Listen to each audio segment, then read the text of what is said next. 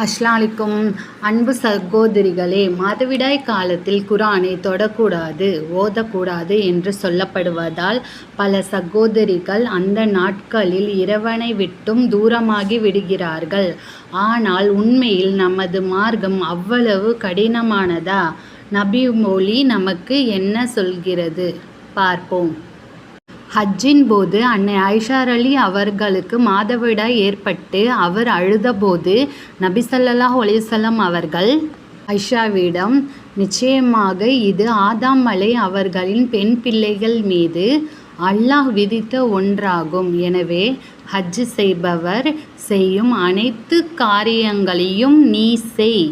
ஆனால் தூய்மை அடையும் வரை காபாவை மட்டும் தவாஃப் செய்யாதே என்று அல்லாஹ்வின் தூதர் ஆயிஷா ரலி அவங்கள்ட்ட சொல்லியிருக்காங்க. ஏன் அதுவும் தவாஃப் செய்யாத அப்படின்னு சொல்லியிருக்காங்கன்னா, ஏன்னா அவங்க மாதவிடாய் காலத்தில் வலியோடு இருப்பாங்க. அதனால் தவாஃப் செய்யாத, நீ குர்ஆன்லாம் ஓதிக்கலாம் அப்படின்னு சொல்லியிருக்காங்க.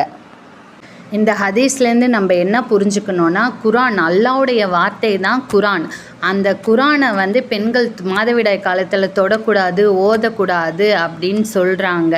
ஆனால் அல்லாஹ்வின் தூதர் அப்படி அசுத்தமானது மாதவிடாய், குர்ஆனை தொடக்கூடாதுன்னு அப்படி அல்லாஹ் கட்டளையிட்டு இருந்தால், அல்லாஹ்வுடைய இறை இல்லம் தான் காபத்துல்லா. அந்த காபாவில் ஹஜ்ஜு செய்கிறதுக்கோ உம்ரா செய்கிறதுக்கோ அது உள்ளக்க நுழையிறதுக்கோ அல்லாஹ்வின் தூதர் தடுத்திருப்பாங்க. அதனால் அல்லாஹ்வுடைய இறை இல்லத்திலேயே மாதவிடாய் பெண்கள் நுழையலாம், இப்போ குர்ஆன் ஓதலாம், திக்ரு பண்ணலாம், எல்லாமே செய்யலாம். அவங்களுக்கு மாதவிடாய் காரணமாக வலி இருக்கும், அவங்க உடல்நிலை ரொம்ப பலவீனமாக இருப்பாங்கங்கிறதுக்காக தான் அல்லாஹ் நோன்பையும் தொழுகையும் தடை செஞ்சுருக்கான்.